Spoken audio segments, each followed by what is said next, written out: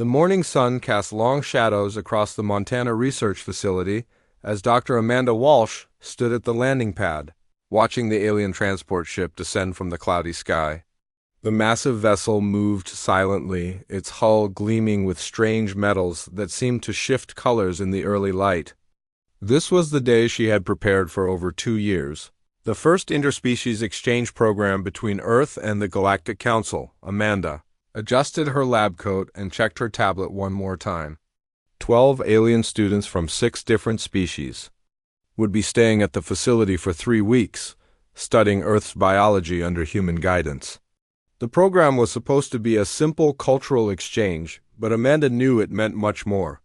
This was humanity's chance to prove they belonged in the galactic community. The ship's landing ramp extended with a soft hiss, and the first figure to emerge made Amanda take a step back. Commander Zethkar was enormous, nearly 9 feet tall, with natural armor plates covering his dark blue skin. His 4 arms moved with practiced military precision as he surveyed the area. The Vorthek warrior was the official supervisor for the student group, and his presence made the whole facility feel smaller. Behind him came the students, each one more fascinating than the last.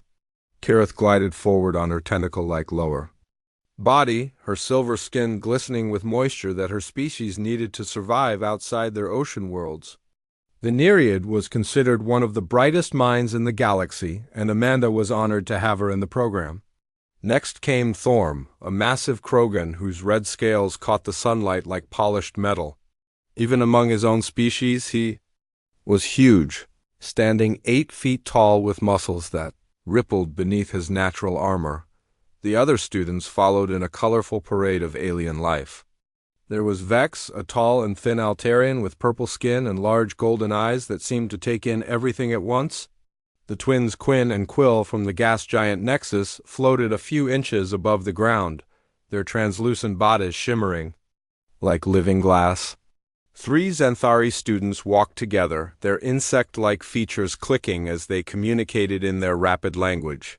The final student was Drac, a young saurian whose green scales and sharp teeth reminded Amanda of Earth's ancient dinosaurs. Professor Jake Martinez joined Amanda at the landing pad, his friendly smile hiding his nervousness. He had been her research partner for 5 years, and together they had designed the curriculum for the exchange program. Jake carried a stack of tablets loaded with information about Earth's ecosystems, ready to begin the educational process. "Welcome to Earth," Amanda said, her voice carrying across the landing pad. "I'm Dr. Amanda Walsh, and this is Professor Jake Martinez. We'll be your guides during your stay here." Commander Zethkar stepped forward, his deep voice rumbling like distant thunder. "Dr. Walsh, thank you for hosting our students.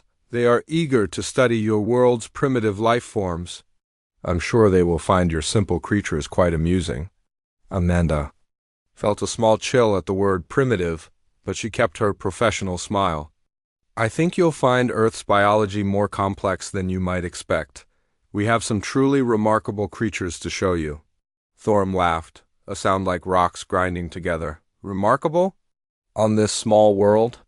My species has conquered 43 planets, and we've never found anything that could challenge a Krogan warrior. Your tiny planet can't possibly have anything dangerous?" The other students joined in his laughter, and Amanda exchanged a quick glance with Jake. They had expected this attitude from the aliens, but it still stung. Earth might be small compared to the vast galactic civilization, but it had produced life forms that were uniquely adapted to survival. "Let's start with a tour of the facility," Jake suggested, leading the group toward the main building. "We've prepared special viewing areas where you can observe our native species safely." The research facility was a modern complex built into the side of a mountain, with laboratories, living quarters, and observation decks that overlooked the surrounding wilderness.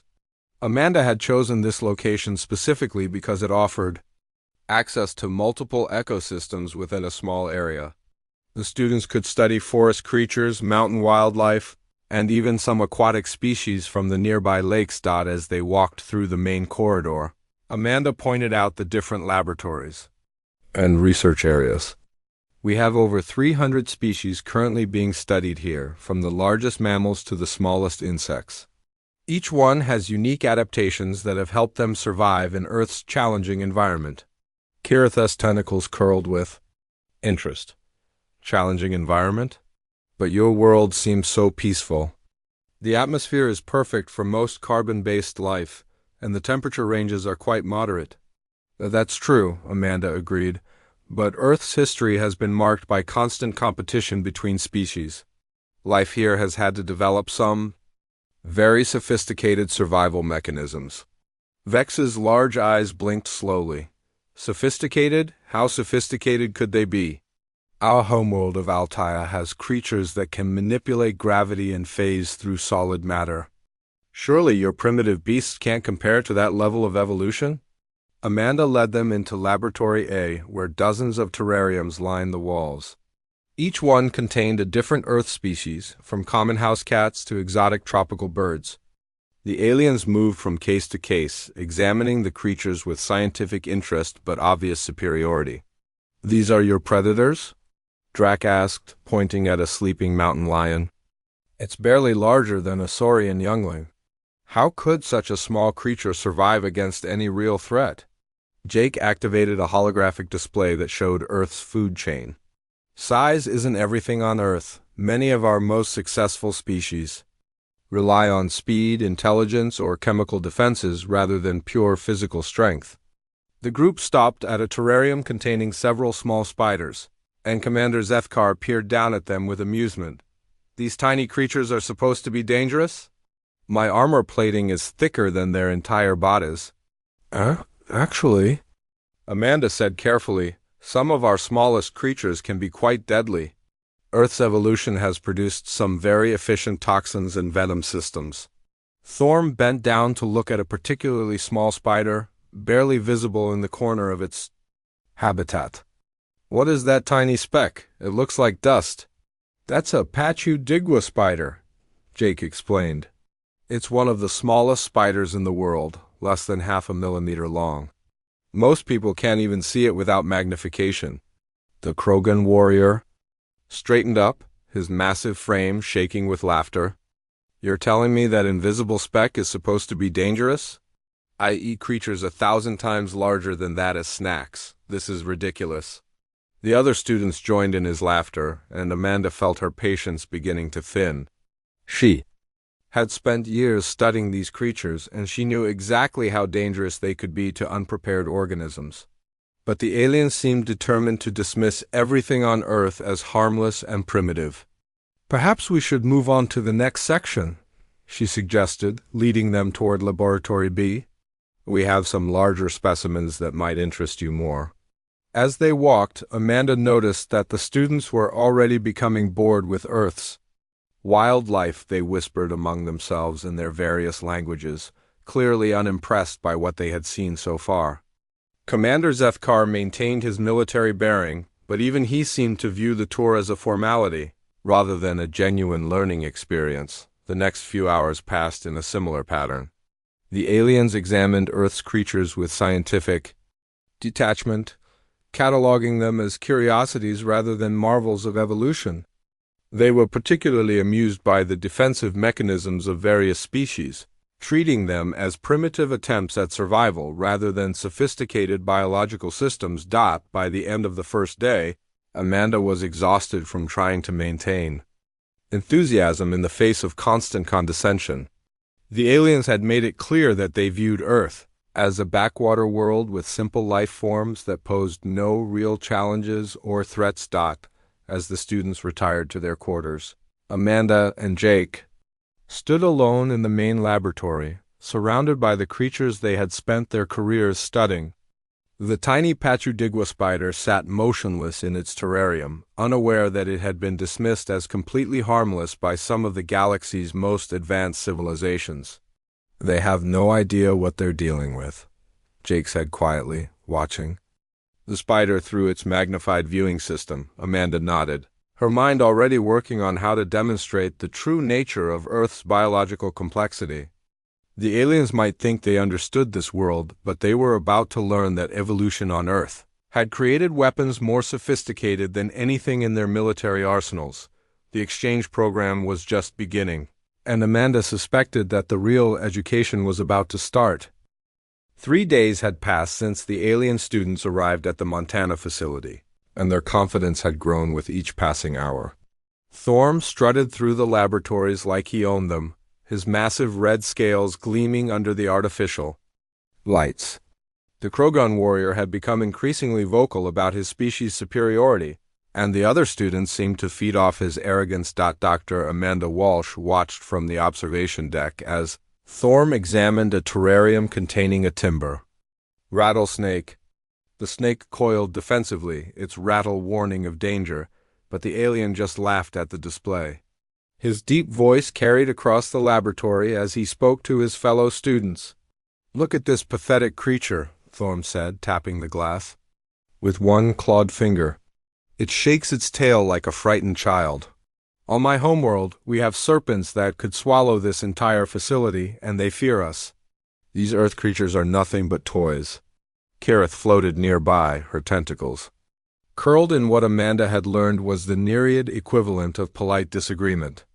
Perhaps we should not underestimate them so quickly. Dr. Walsh mentioned that Earth's evolution has produced some unique adaptations. Unique adaptations? Thorm scoffed. What could possibly be unique about such a backward world? My species has conquered 43 planets, and we've never encountered anything that could threaten a Krogan warrior. I could sleep in a nest of these serpents and wake up refreshed. The other students gathered around as Thorm continued his boasting. Vex's large golden eyes blinked slowly as he considered the Krogan's words. The Altarian was known for his logical mind, but even he seemed convinced by Thorm's confidence. "If these creatures are truly harmless," Vex said in his precise way of speaking, "perhaps we should conduct a practical demonstration.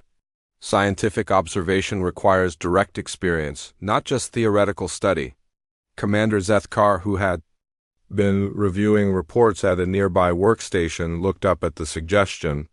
His forearms crossed over his armored chest as he considered the proposal.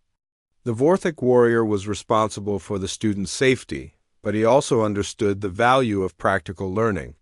"Dr. Walsh," he called out, his deep voice carrying military authority, "these students request a demonstration of your planet's defensive capabilities.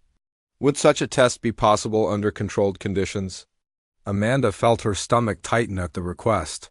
She had been hoping to gradually introduce the aliens to Earth's more dangerous species, building their respect through careful education.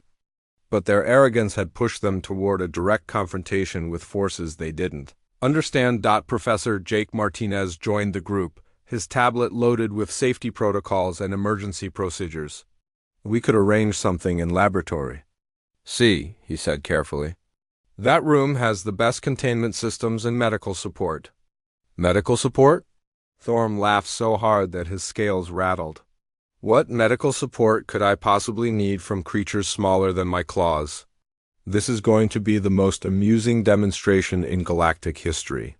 Amanda exchanged a worried glance with Jake. She had spent years studying Earth's venomous species, and she knew exactly how dangerous they could be to organisms that hadn't evolved alongside them. But the aliens seemed determined to prove their superiority through direct contact. "If we're going to do this," Amanda said slowly, "we need to establish strict safety protocols. Dr. Lisa Chun will supervise all medical aspects, and we'll have full emergency response teams standing by." Dr. Lisa Chun looked up from her workstation, her expression showing immediate concern. "Are you sure about this? We don't have detailed biological data on most of these species. If something goes wrong, we might not be able to help." "Nothing will go wrong," Commander Zethkar stated with absolute certainty. "These students represent the finest examples of their species. They have natural defenses that have protected them against the galaxy's most dangerous predators. Earth's primitive life forms cannot possibly pose a threat." The next hour was spent preparing Laboratory C for the demonstration. Amanda supervised the setup of containment fields and emergency medical equipment while Jake selected the test subjects. They started with what Amanda considered the less dangerous species, hoping to satisfy the aliens' curiosity without exposing them to serious risk. The demonstration began with a common garter snake, its small fangs completely unable to penetrate Thorm's natural armor. The Krogan warrior stood perfectly still as the snake bit him repeatedly, then held it up like a trophy while the other students cheered. His scales showed no marks from the encounter, and he seemed completely unaffected by the snake's mild venom. "See?" Thorm announced to the group. "These Earth creatures are exactly as pathetic as I predicted. What's next?" Jake reluctantly brought out a larger timber rattlesnake, its venom potent enough to kill most Earth mammals. The snake struck Thorm's arm with lightning speed, injecting a full dose of its toxin, but the alien just smiled as the fangs failed to penetrate his thick scales. Even when Jake allowed the snake to bite exposed skin between the scales, Thorm showed no ill effects. "Interesting," Kareth observed, her scientific mind analyzing the results. "The venom appears to have no effect on Krogan physiology. Their immune systems must be remarkably efficient." The demonstration continued with increasingly dangerous species. Thorm allowed a black widow spider to bite him multiple times, laughing. As the potent neurotoxin failed to affect his nervous system, he rubbed poison ivy on his skin and showed no irritation.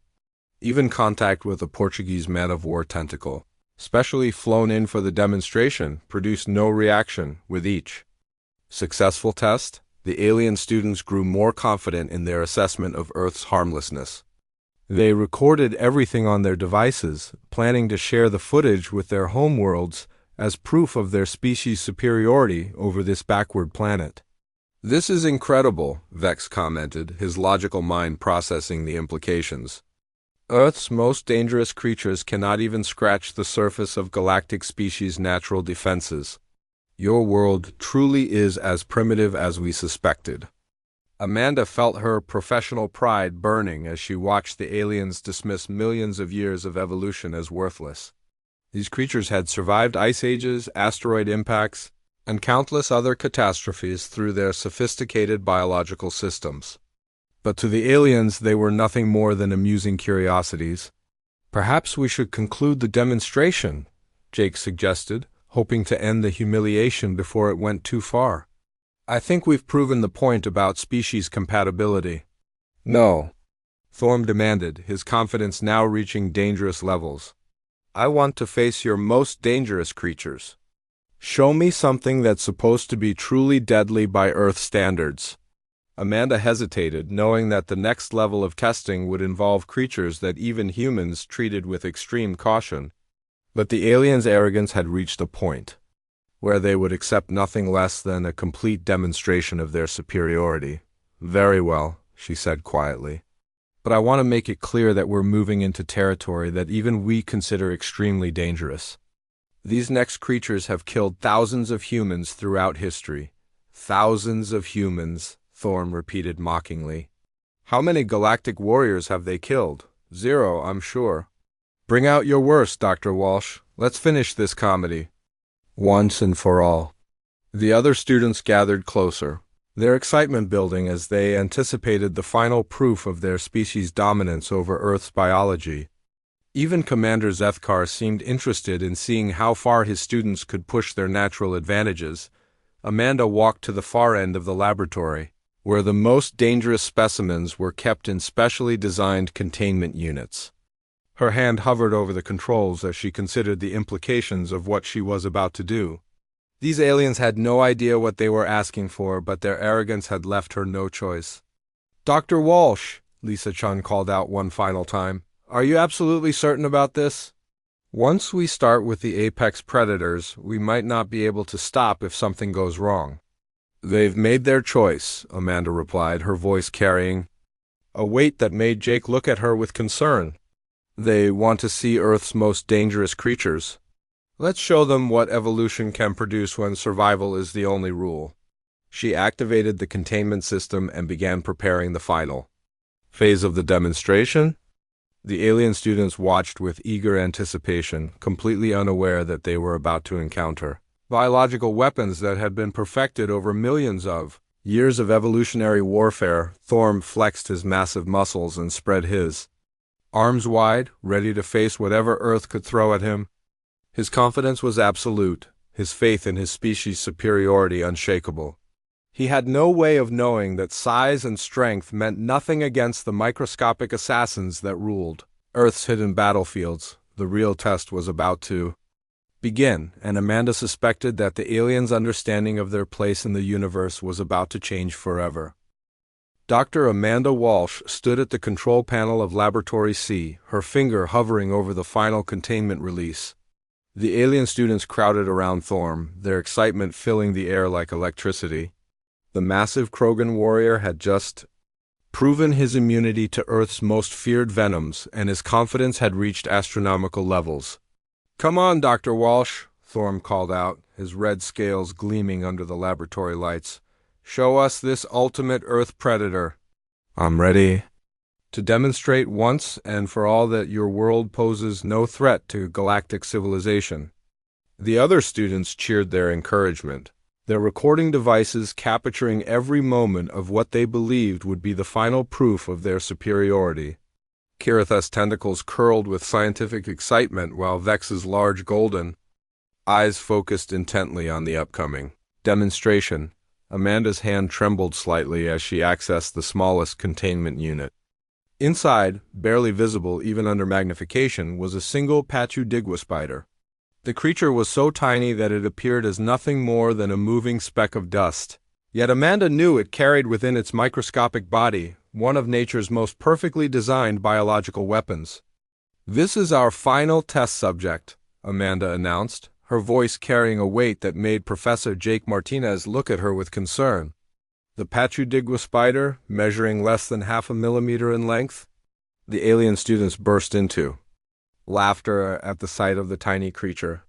Commander Zethkar's forearms crossed over his armored chest as he shook his head in disbelief. Even Dr. Lisa Chun, who had been monitoring the medical equipment, couldn't help but smile at the ridiculous size difference between the massive warrior and the invisible spider. "You're joking," Thorm rumbled, his deep voice filled with amusement. "That speck of dust is supposed to be dangerous?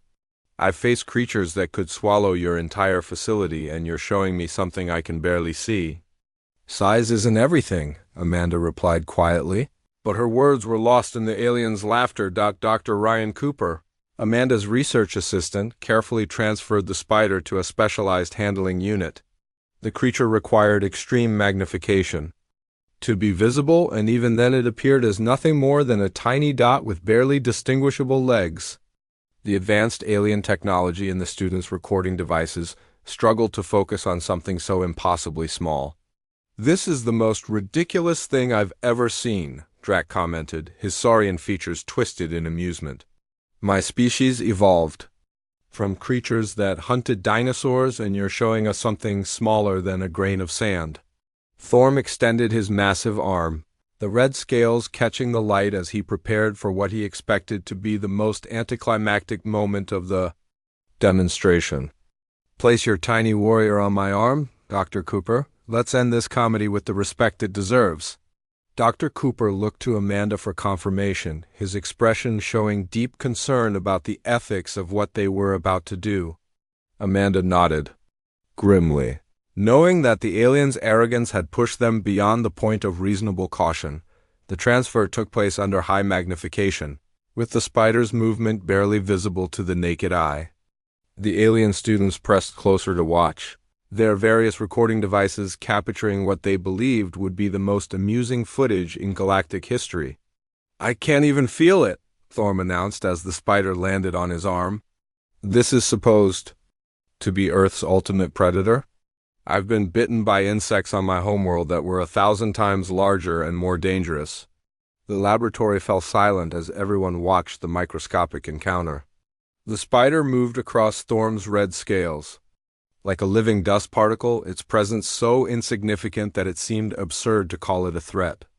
Even Amanda found herself questioning whether such a tiny creature could possibly affect a being as large and powerful as the Krogan warrior for the first 20 seconds. Nothing happened. Thorm continued his commentary about Earth's pathetic wildlife while the other students recorded his triumph over the planet's supposedly most dangerous creature. The spider appeared to be simply exploring its new environment. Its movements too small to be threatening. Then something changed in Thorm's expression. The confident smile that had dominated his features for the past 3 days began to waver. Slightly, his massive head tilted as if he was trying to understand a sensation he had never experienced before. "Is something wrong?" Kirith asked, her scientific instincts picking up on the subtle change in the Krogan's demeanor. "No," Thorm replied, but his voice lacked its usual certainty. "I just feel strange, like something is different." Dr. Lisa Chun stepped forward, her medical training alerting her to potential problems. "Can you describe what you're feeling?" Thorm's forearms moved uncertainly as he tried to explain the sensation. "It's like my body is not responding the way it should. My coordination feels off." The alien students exchanged glances, their confidence beginning to crack as they watched their strongest member struggle with an unfamiliar experience. The spider, still barely visible on Thorm's arm, continued its microscopic exploration of the alien's scales. "This is impossible," Vex stated, his logical mind rejecting what his eyes were seeing. "A creature that small cannot possibly affect a being of Thorm's size and natural defenses," but the evidence was undeniable. Thorm's massive frame began to sway slightly, his natural balance disrupted by something his body had never encountered before. The Pachudigwa spider's venom, perfectly designed by millions of years of evolution to affect Earth's biological systems, was interacting with the Krogan's alien physiology in ways that no one had predicted.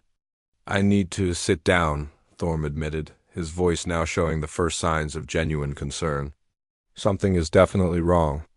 Dr. Lisa Shun immediately activated the medical scanners, but the alien biology was too different from anything in their databases. The readouts showed strange patterns that meant nothing to human medical science. Commander Zethkar moved toward his student, his military training alerting him to the developing crisis. "Get that creature off him," Zethkar commanded, his forearms reaching for the communication device that would call their ship's medical team. Dr. Cooper carefully removed the spider, but the damage was already done. The microscopic amount of venom that had entered Thorm's system was beginning to cascade through his nervous system in ways that defied all their expectations. What should have been a harmless encounter was rapidly becoming a medical emergency. "I can't feel my legs," Thorm whispered, his massive body beginning to tremble. "What is happening to me?" The alien students backed away in horror as they watched the galaxy's most feared predator struggle against an invisible enemy. Their recording devices captured every moment of the impossible scene, but none of them could process what they were witnessing. Amanda felt her professional composure cracking as she watched the demonstration spiral out of control. She had known the spider was dangerous, but she had never imagined that such a tiny creature could affect an alien physiology so dramatically. The Krogan's immune system, so effective against Earth's larger predators, was completely helpless against a threat it had never evolved to face. "Emergency medical transport," Commander Zethkar barked into his communicator. "Code Red medical emergency. Full surgical team to Laboratory C immediately." Thorm's condition continued to deteriorate as the venom spread through his system. His red scales began to lose their luster, and his breathing became labored. The mighty warrior who had laughed at Earth's most dangerous creatures was now fighting for his life against an opponent smaller than a grain of sand. "This cannot be happening," Kirith whispered, her tentacles trembling with shock. "The mathematical probability of such a small creature affecting such a large organism is virtually zero." But mathematics meant nothing in the face of evolutionary biology. The Pachudigwa spider had been shaped by millions of years of chemical warfare, its venom refined to perfection by the brutal process of natural selection. What seemed impossible to the aliens was simply another example of Earth's sophisticated biological systems. As the medical teams rushed to save Thorm, Amanda realized that the exchange program had taken a turn that no one had anticipated. The alien students had come to Earth expecting to study primitive life forms, but instead they had encountered weapons more sophisticated than anything in their military arsenals. The tiny spider, now safely contained in its habitat, continued its simple existence, unaware that it had just changed the course of galactic history. The demonstration was over, but the real education was just beginning. The emergency medical bay aboard the Galactic Council transport ship hummed with alien technology that Dr. Amanda Walsh could barely comprehend. Through the viewing window, she watched as teams of medics worked frantically over Thorm's massive form.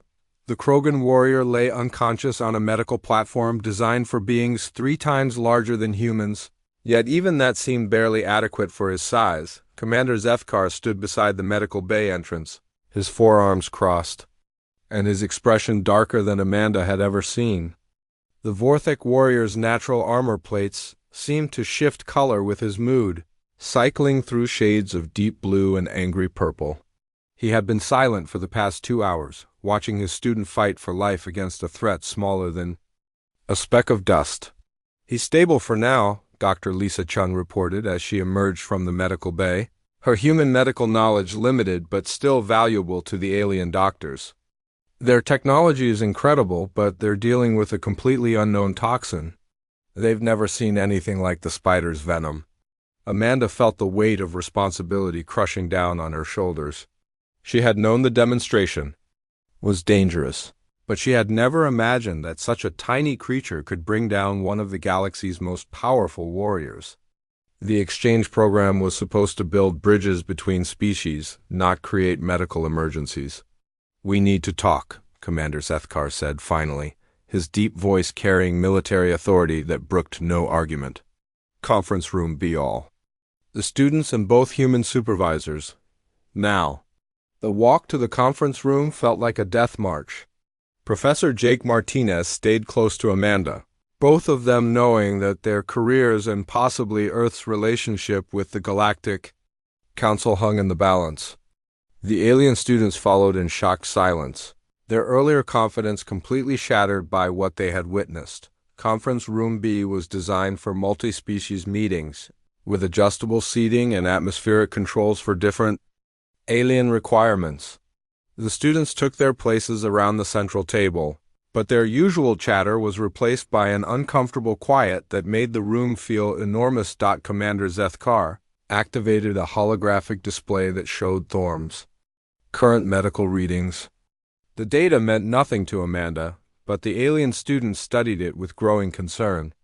Whatever they were seeing in those numbers was clearly not good news. "Explain this," Zethkar demanded, his military bearing making the simple words sound like a formal accusation. "Explain how a creature smaller than a grain of sand can bring down a Krogan warrior who has survived battles against the galaxy's most dangerous predators." Amanda took a deep breath, knowing that her next words would determine not just her own future but possibly Earth's place in the galactic community. "The spider's venom contains compounds that have been refined by millions of years of evolutionary pressure. Earth's biosphere has been engaged in constant biological warfare since life began here." "Biological warfare?" Kiritha's tentacles curled with confusion. "But your world appears so peaceful. We detected no signs of ongoing conflict between species." That's because you don't understand how evolution works on Earth," Jake explained, activating his own holographic display. "Our planet has experienced 5 major extinction events, each one killing off most existing life forms. The creatures that survived had to develop increasingly sophisticated ways to compete for resources." The alien students leaned forward as Jake's display showed Earth's evolutionary timeline. The images of massive asteroid impacts, ice ages, and volcanic catastrophes painted a picture of a world under constant siege. Amanda watched their expressions change as they began to understand the forces that had shaped Earth's biosphere. "Every creature on our planet is the descendant of survivors," Amanda continued. "They had to develop defenses against predators, competitors, and environmental threats that would challenge even your advanced civilizations. The Pachudigwa spider may be tiny, but its venom represents millions of years of chemical refinement. Vexes Large golden eyes blinked slowly as his logical mind processed the implications. You're suggesting that Earth's creatures have been naturally selected for survival against threats more severe than anything in our controlled galactic environments. Exactly, Amanda replied. Your species evolved on worlds with stable climates and predictable conditions. Earth's life forms evolved in chaos, where extinction was always one disaster away. They had to become weapons just to survive. Dr. Ryan Cooper joined the meeting, carrying a tablet loaded with data about Earth's most dangerous species. We've been trying to explain this for 3 days, but you dismissed our warnings as primitive superstition. Earth has creatures that can kill with a single touch, others that can dissolve metal with their digestive acids, and some that can survive in conditions that would destroy most galactic technology. The alien students exchanged glances, their previous dismissal of Earth's creatures now seeming foolishly arrogant. Drax's sharp teeth clicked nervously as he considered the implications of what they were hearing. But how is this possible? The Saurian asked. Our species have colonized dozens of worlds, and we've never encountered anything like this level of biological sophistication. Because you've been colonizing peaceful worlds, Amanda explained. Planets with stable ecosystems where life developed. In harmony, Earth is different. Our world has been a battlefield for billions of years, and the survivors are the ultimate products of competitive evolution. Kirith's scientific mind began working through the data, her tentacles moving in complex patterns as she processed the information. If this is true, then humans have evolved alongside these biological weapons. How do you survive in such a dangerous environment? We learn to respect and understand our ecosystem instead of trying to dominate it, Jake replied. Humans developed intelligence and adaptability rather than relying on natural armor or size. We learned to work with Earth's dangers rather than fighting them directly. The implications of this revelation began to sink in among the alien students. They had assumed that humans were weak because they lacked natural defenses, but now they were beginning to understand that surviving on Earth required a different kind of strength altogether. Wait, Vex said, his logical mind reaching a disturbing conclusion. If humans can survive on a world where the smallest creatures can kill galactic warriors, what does that say about human capabilities? Amanda and Jake exchanged a meaningful look, both of them realizing that the students were finally beginning to understand the true nature of their situation. Earth wasn't a primitive world to be easily conquered, but a proving ground that had forged some of the galaxy's most adaptable survivors. It means, Amanda said carefully, that humans have been shaped by evolutionary pressures that most galactic species have never experienced. We've learned to survive in an environment where everything is potentially lethal, where adaptation and intelligence are the only defenses against biological weapons that have been perfected over millions of years. Commander Zethkar stood silent throughout this exchange, his military mind processing the strategic implications of what he was hearing. Finally, he spoke, his voice carrying a weight that made everyone in the room pay attention. You're telling me that Earth is not a primitive world, but a training ground for survival. That humans are not weak creatures to be protected, but battle-tested survivors who have faced challenges that would destroy most galactic civilizations. That's exactly what we're telling you, Amanda confirmed. The Pachudigwa spider isn't just a small creature with a lucky bite. It's a biological weapon that has been refined by millions of years of evolutionary warfare, and humans have learned to coexist with thousands of such creatures. The room fell silent as the full implications of this revelation settled over the alien students. Their entire understanding of Earth and its inhabitants had been turned upside down in a matter of hours. They had come expecting to study primitive life forms, but instead they had discovered that they were the primitives in this scenario. Dr. Lisa Jun's voice crackled over the communication system, interrupting their thoughts. Amanda, you need to get back to the medical bay. Thorm is awake, and he's asking questions that I think you need to answer. As they prepared to return to the medical bay, Amanda realized that the exchange program had accomplished something far more significant than anyone had planned. The alien students were no longer looking at Earth as a backward world to be conquered, but as a dangerous environment that demanded respect and caution. The tiny spider had done more than just bring down a galactic warrior. It had fundamentally changed how these advanced civilizations viewed humanity and Earth's place in the universe. The real education was just beginning, and Amanda suspected that the lessons learned here would echo throughout the galaxy for generations to come. 2 weeks had passed since the incident with the Pachudigua spider, and the Montana research facility felt like a completely different place. The alien students moved through the laboratories with careful respect, their earlier arrogance replaced by cautious curiosity. Every terrarium was now viewed as a potential weapon. Every small creature treated as a master of biological warfare. Thorm sat quietly in the observation lounge, his massive red frame still showing signs of weakness from his encounter with Earth's smallest predator. The Krogan warrior who had once boasted about conquering 43 planets now spoke in hushed tones about the intricate balance of life on this remarkable world. His near-death experience had fundamentally changed his understanding of strength and survival.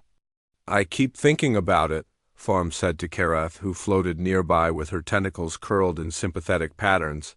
"That tiny creature nearly killed me, and it didn't even mean to. It was just defending itself, following millions of years of programming. How many other species on this world could do the same thing?" Kareth had spent the past 2 weeks researching Earth's evolutionary history with an intensity that impressed even Dr. Amanda Walsh, the Nereid scientist, had compiled data that would revolutionize the Galactic Council's understanding of planetary ecosystems and the civilizations they produced. "According to my calculations," Kareth replied, "Earth has over 8 million documented species, and each one represents a unique solution to survival challenges. The diversity of biological weapons and defense mechanisms on this single world exceeds anything we've found in our entire galactic survey." The other students had undergone similar transformations. Vex now approached every observation with scientific caution, his logical mind working to understand systems of complexity that challenged his species' understanding of biology. The Altarian had written detailed reports about Earth's competitive evolution, recommending that his homeworld scientists study these principles for potential applications. Drac paced near the windows that overlooked the Montana wilderness, his Saurian instincts telling him that the peaceful forest outside was actually a battlefield where thousands of species competed for survival every day. The knowledge that humans had learned to navigate this biological minefield with nothing but intelligence and adaptability filled him with genuine admiration. Dr. Amanda Walsh entered the lounge carrying a stack of data tablets, each one containing the students' final reports for the exchange program. Professor Jake Martinez followed behind her, his expression showing a mixture of pride and concern about how these reports would be received by the galactic community. "Your research has been remarkable," Amanda told the assembled students. "Each of you has contributed insights that will help both our species understand the nature of life in the universe. But I want to make sure you understand the implications of what you've learned here." Commander Zethkar looked up from the tactical analysis he had been writing, his forearms moving with military precision as he saved his work. The Vorthic warrior had spent the past week reassessing everything he thought he knew about planetary conquest and species evaluation. "Dr. Walsh," Zethkar said, his deep voice carrying newfound respect, "my initial assessment of Earth was based on incomplete data and cultural assumptions. I now understand that any military force attempting to invade this world would face biological weapons more sophisticated than anything in our arsenals." Amanda nodded, appreciating the commander's honesty. "Earth's creatures aren't weapons in the traditional sense. They're simply the products of an evolutionary environment where survival required constant adaptation and innovation. Humans learned to coexist with these forces rather than trying to dominate them." Jake activated a holographic display showing Earth's position relative to other inhabited worlds in the galaxy. "What makes Earth unique isn't just the diversity of life, but the intensity of evolutionary pressure that shaped that life. Most galactic civilizations developed on worlds with stable, predictable environments. Our worlds were too peaceful, Vex observed, his golden eyes reflecting deep thought. We never faced the challenges that forced Earth's life forms to develop such sophisticated survival mechanisms. In trying to create perfect conditions for our species, we may have made ourselves weaker. Thorm struggled to his feet, his movements still careful but determined. The Krogan warrior had become something of a celebrity among the students, the living proof of Earth's hidden dangers. His survival had required the combined medical technology of 3 different species, and even now he was not fully recovered. "I need to tell you something," Thorm said, his voice carrying weight that made everyone listen. "When that spider bit me, I felt fear for the first time in my life. Real fear, not just caution or tactical awareness. I realized that all my strength and natural armor meant nothing against an enemy I couldn't even see." The room fell silent as the implications of his words sank in. Thorm represented the pinnacle of galactic military evolution, yet Earth's smallest creature had brought him to the brink of death with a single bite. "That's when I understood what Dr. Walsh had been trying to teach us," Thorm continued. "Humans aren't weak because they lack natural defenses. They're strong because they've learned to survive in a world where everything is potentially lethal. They've been tested by challenges that would destroy most galactic species." Kirith's tentacles moved in complex patterns as she processed her final calculations. "I've been analyzing the data from our homeworlds, comparing them to Earth's evolutionary history. The mathematical models are clear. Earth has produced the most adaptable and resilient life forms in our known galaxy." Dr. Lisa Shun joined the group, carrying Thorm's final medical report. "The spider's venom created a cascade reaction in your nervous system that our combined medical knowledge could barely understand, let alone treat. If humans can coexist with creatures capable of producing such sophisticated biological weapons, what does that tell us about human capabilities?" Commander Zethkar stood and faced Amanda directly, his military bearing showing deep respect. "It tells us that we've been evaluating species based on the wrong criteria.